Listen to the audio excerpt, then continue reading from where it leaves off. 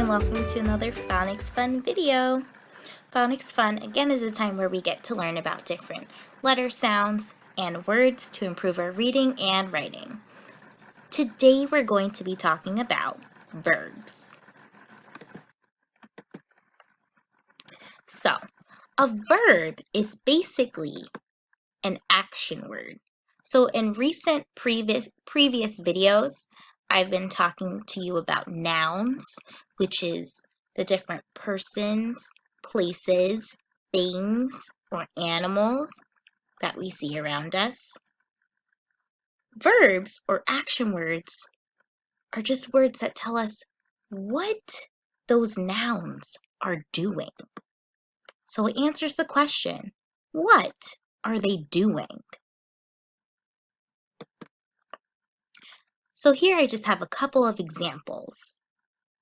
So here we have slide, that's a verb. Another verb is throw, that's something else you could do. Another verb is to run, jump, swim, play. So notice a lot of these are things that you can do with your physical body. Then we have some more, some of which that might just involve your face or even your brain or efforts. So here we have smile. We have talk. Another verb is dance. This verb, you can't quite see it outside, but think happens inside of your head. We have watch. And this last one here, we have try. But you could also, if you look closely at this picture, you'll see what exactly she's trying to do. And we get another verb, which is skate. Okay. So verbs or action words in a sentence not only tell us what that noun is doing, but they also will give us a hint into when that action was happening. And it'll be spelt different ways to tell us exactly when it happened. So, for instance, we have our three different times here. A verb either happens in the past, it either happens now in the present, or it will happen in the future. So, if the verb happened in the past, there's two ways that it might be spelt. The first is it will have the verb followed by the ending ed, which says id. The second way is it might have a vowel that's changed. So again, that's all to show a verb that happened already or in the past. Verbs that are happening right now will have the verb followed by ing, which says ing. In some books, you might also see just an S at the end. That could work too. Now, verbs that happen in the future will often have the words will or going to in front of them. So, for instance, she will walk. She's going to dig. Let's look at a couple of examples even further. Okay, so here I'm going to pick this word here from our verbs list, jump. Let's see what jump looks like in the past, present, and future when spelled out. So if I want to show that my noun already jumped, the action already happened, the way I would spell it to show it happened in the past is I would add that ed ending. So it changes from jump to jumped. If it's happening now or in the present, I'm going to add that ing ending. So it changes from jump to jumping.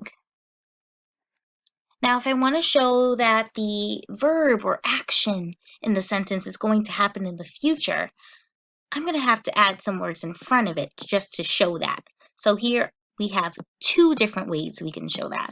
One is you can say that the noun or person, animal, what have you, will jump, Or the second way is you can say that they're going to jump. Either way shows that the action hasn't happened yet. Let's look at another example. Okay, here I'm picking a different verb. I'm picking the verb smile. So let's see how that could be spelled to show when the action happens. Okay. So let's start with the past. So the original word is smile. So the way I'm going to show that that noun already did the action is I'm going to change it to smiled. What's important here is because smile, if I flip back here, because smile already ends with an E, I don't just add another E and D at the end. I actually just add that D. So now it reads smiled. And here, we're not going to change any vowels. So you're actually just adding the D since it already has an E there. Okay, to show that the action's happening right now, we'll change smile to smiling. So again, if we look back, smile had that E at the end. Let's look at how we'd spell it if it were happening right now. Okay, so that E drops away, and instead we add ing, smiling.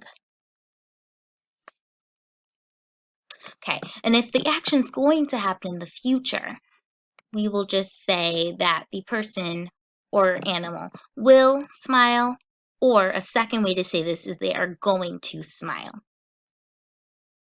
So when a verb ends in E, you'll often see this happen with the past. They'll just add the D. And here for the present or now, they'll just drop that E and add ing. All right, let's try another example. All right, so here I'm going with the verb throw. Okay, so throw is actually different. So what's interesting is when it comes to the vowel change rule to show that an action or verb has already happened or happened in the past, you're just going to have to remember what those verbs really are. And one of those examples happens to be the word throw.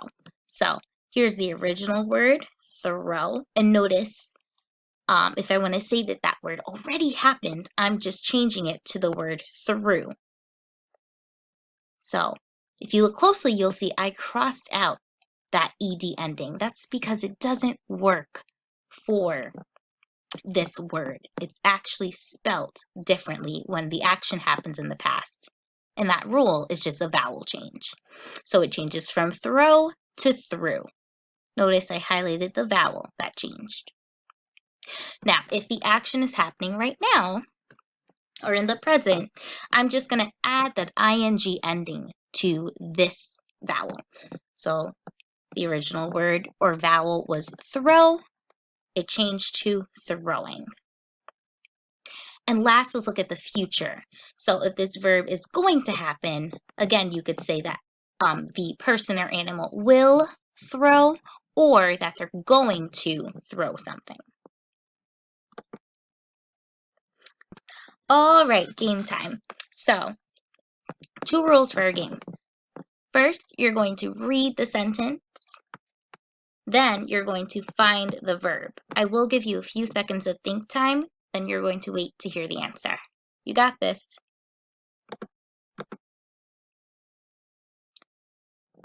Here it says, Susan smiled at the dog. Again, read the sentence, find the vowel. So again, you're going to read the sentence, then find the verb.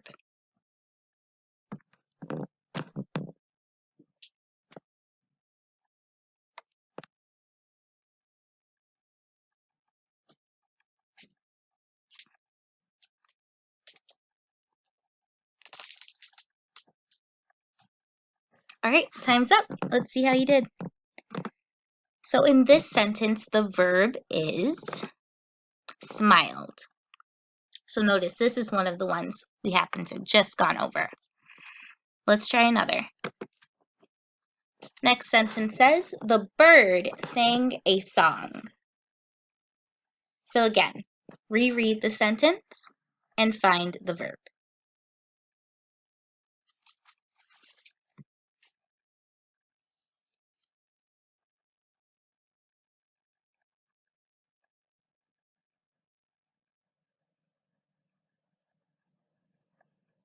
All right, time's up. Let's see what the verb is. So in this case, the verb is sang. So this is another example of a verb that happened already or happened in the past. And to show that it happened in the past, they changed the vowel. So the original word is sing. They changed that I to an A. She wants a bunny from the pet store. She wants a bunny from the pet store. Again, reread the sentence and find the verb.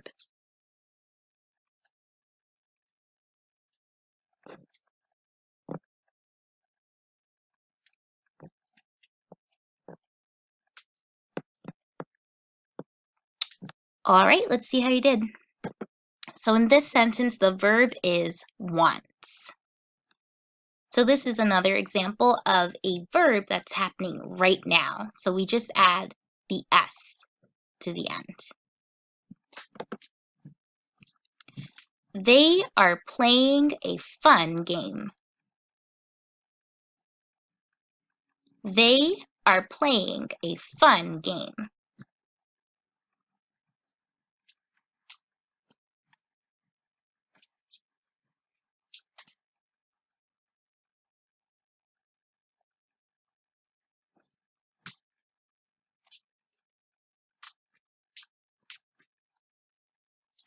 All right, let's see how you did. So in this sentence, the verb or action is playing.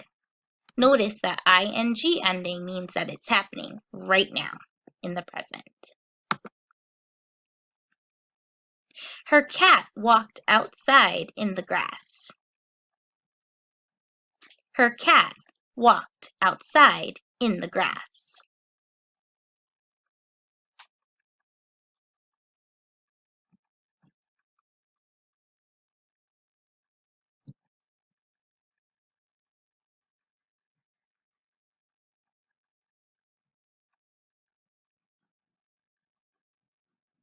Did you find the verb? Let's see if you did. So the verb in this sentence is walked. Notice that ed ending, which shows us that this verb already happened. All right, challenge time. So, what verbs do you know? You're going to write 10 verbs on your own, and you're going to first make sentences for the verbs, and then you're going to change the verb to either show it happened in the past, that it's either happening now, or that it will happen in the future. Remember what we practiced. That being said, thank you so much for watching. Feel free to watch the video in the description box so you can continue practicing on your own. And much love. Until next time.